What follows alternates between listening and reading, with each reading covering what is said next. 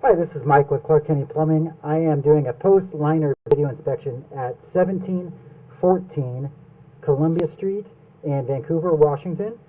We just installed a 4-inch sewer liner on the sewer lateral in a 4-inch clay line from the new 4-inch ABS that we installed. And I've zeroed out my counter and I'm going to begin my post-video inspection.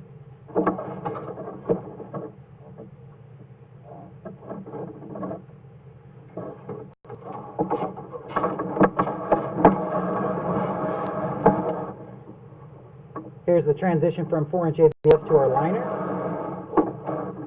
And right about here is where the 4-inch clay begins.